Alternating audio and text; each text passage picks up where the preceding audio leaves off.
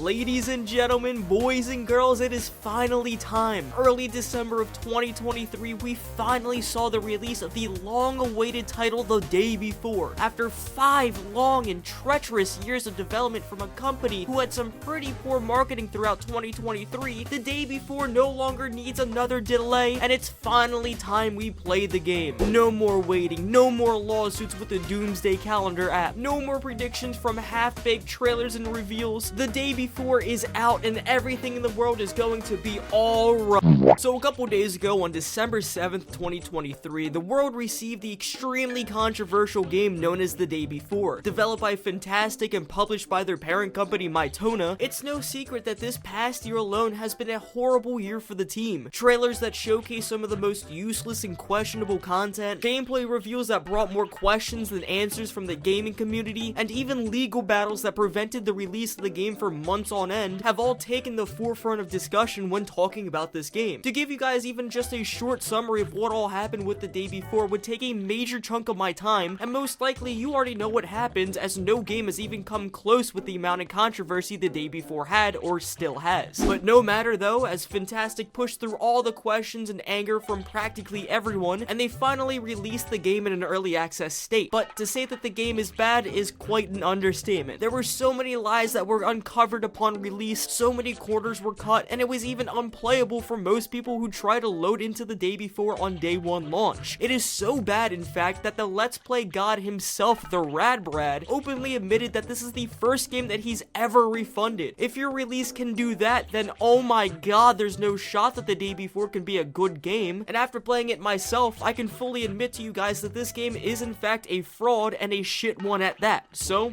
let's just dig in.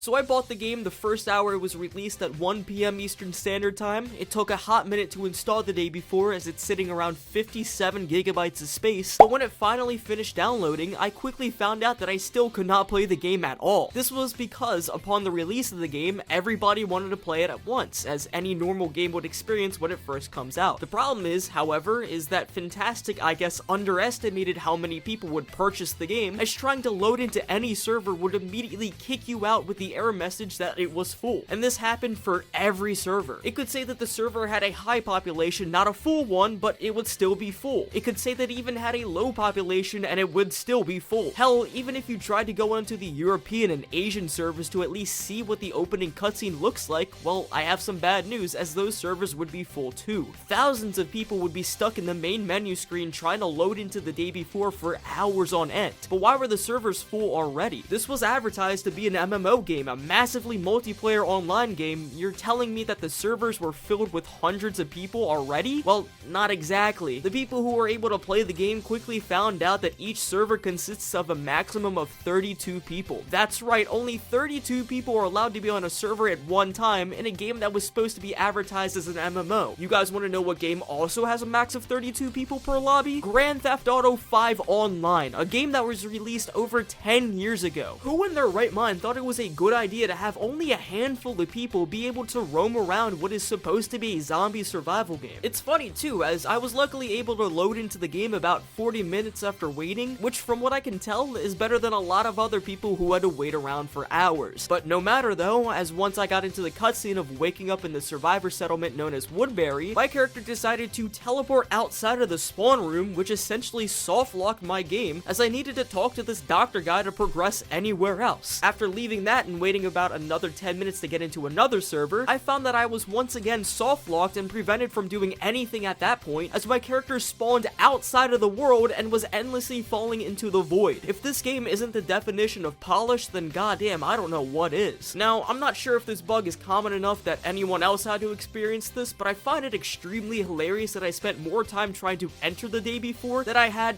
playing the actual game. Actually, looking into IGN's first 22 minutes of gameplay on YouTube, I saw that the exact same bug happened to them, which is just fucking hilarious. At that moment though, I decided to hop off the game, as trying to enter and play it felt as useless as trying to have a good long speech at the Game Awards. So I left The Day Before for the time being, went over to Lego Fortnite, which even playing 5 minutes of it was more enjoyable than anything I did in The Day Before, and I waited for a patch that would fix the server issues. Once the 1.01 patch was released later that day, I decided to go back and to see the actual content within here. And I gotta be honest, honest, man, it is nothing like how the game was advertised earlier this year or at all. Upon finishing the intro cutscene, which all it was you waking up in front of a doctor who told you that somehow you were found bleeding from an unknown attack that's never actually shown. Great job, Fantastic. You can't even create an introduction that explains why you're here without cutting corners. You get a near 25-minute tour around the Woodbury settlement showing you all the different vendors and what they do. What's great about this though is before you embark on this monotonous tour, you actually get a cutscene showing off the vendors and what they do, so it really felt like I was walking around this settlement for absolutely no reason. I already knew what the vendors were here for, so why the fuck am I getting a second tour on them? Here though, you will be able to get healing from the doctor that you met before, get some food and water from the bar, some weapons and ammo, as well as a workbench to modify the items you buy, and then last but certainly not least, there's also an area where you can store your items before you go out into New Fortune City. That's strange though. Why would an open world zombie survival game have an area where you can store your belongings, kind of like how Escape from Tarkov has one? Well, everybody, that is because the day before is actually not an open world zombie survival game like how they advertised it to be. Instead, the entire premise of the game is to be an extraction shooter where you enter one part of New Fortune City, get some loot, leave, and then sell the loot to buy better upgrades. I know in my last video looking at the final trailer, I said there seems to be some resemblance to Tarkov, but god damn man, I didn't expect it to be a near one-to-one copy of the game. What the hell is this? Why did Mytona or Fantastic not tell anyone that the day before would be an extraction based? I swear, looking back at all the other videos on the game, there was no mention of this premise. You know what there was though? A 1-minute video about burgers. God damn, I love Fantastic's advertising. This isn't what I paid for though. I, alongside so many other people, were hoping to have a next-gen zombie survival game, not Tarkov's younger and more special brother. It gets even worse too because this isn't even a zombie game. When I went out into New Fortune City for the very first time, all I did was walk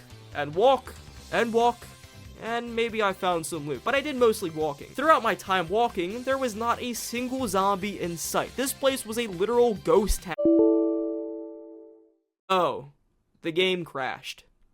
Yay. The times I did spot zombies were very few and far between. I would say about every 7 to 8 minutes or so, I would encounter only one zombie. The first couple of times, funnily enough, I had to run away from because as my game crashed, I lost every single bit of my starter loot the very second I loaded back into the game. With no gun, my character decided that he didn't know how to use his fists or any melee weapon at that, since meleeing is not an option in the day before, so I had to just run away. Having a gun and being able to fight the zombies, however, isn't fun or engaging at all. These zombies are more or less just bullet sponges, and if you have to start out with a pistol because you lost all of your loot, well, you better be thanking Fantastic for not adding in 2 zombies at once, as these fuckers can take half a magazine to the head before they can finally go down. And by the way, this whole gameplay that I'm showing you with the no loot and all is after the 1.02 patch where they said they fixed the no zombie bug that they claim was present. And don't even get me started with the player versus player combat. Everything feels so janky, I don't even want to talk about it. So not only is this game not an open world survival game, but it's not even a zombie game at that. The most that I heard, or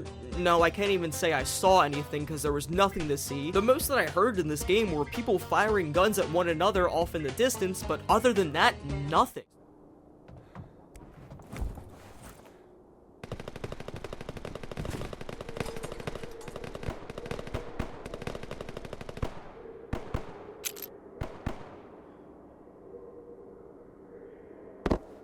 So that gameplay review from over 10 months ago that caused a lot of anger and outrage from fans as there were no zombies or action going on was not changed at all. There were thousands, if not tens of thousands, if not hundreds of thousands of people rightfully pissed off at the time, as the entire gameplay review showed no zombie whatsoever, and in almost a year-long time that Fantastic had to redeem themselves and put in some zombies, they did absolutely nothing instead. Fuck man, if we want to go back even further, one older clip of the day before showcased destructible buildings, and surprise surprise, it's not in the full game as that would take time and effort to add in. Speaking of which, the buildings within New Fortune City are the most bland buildings ever. They do not look interesting in the slightest. Not even the advertisements that you would see plastered everywhere in any city looks good. Hell man, more than half of these buildings that you can see you cannot even enter, so what the fuck's the point of roaming in the city? Sure, maybe you can enter 1 or 2 buildings every block or so, but even the interior of the buildings buildings look so uninteresting and tame as fuck. Redfall, a game that I would consider to be one of the worst modern day horror games, at least had buildings and interiors that would tell a story of other survivors who met their untimely demise. The Day Before, on the other hand, it's just like, oh,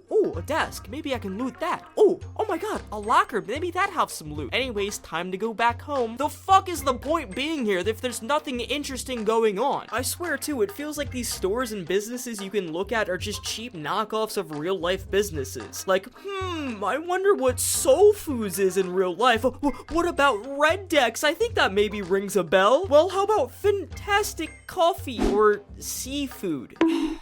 This game has no ounce of originality. I noticed too that these stores are reused multiple times. Like, I've entered or seen multiple of the same buildings by just turning the corner of a street. I swear, there is no person working at Fantastic that has a creative bone in their body. This is all just reused junk. It gets even worse too, because I've also seen people on Twitter and other sites claim that these buildings and other structures in The Day Before are just asset flips, so that makes me really question whether or not this game took 5 years to develop. Oh, and how could I forget this other extremely lazy feature? In The Day Before, you can talk to the vendors and other NPCs throughout Woodbury. These NPCs you find have the most generic lines ever, and you can also tell how far out you have to be to re-trigger their lines. So you can walk like 5 feet away from an NPC, walk back to the NPC, and then hear some shitty lines like, "Oh, I heard you were making some progress." With the vendors, however, where you can have some dynamic dialogue, I swear to you guys, the voice acting is just not genuine. It has to be AI based. Every character sounds flat and just a teeny bit unnatural to the point where it doesn't sound like any normal person talking. So, how are you doing? Enjoying your time here, huh? Actually, Chris warned me that he'd be sending you my way to get to know each other. So, I prepared a little gift for you. I'm sure it'll come in handy. I kept this first aid kit for myself, but I haven't been out in a while.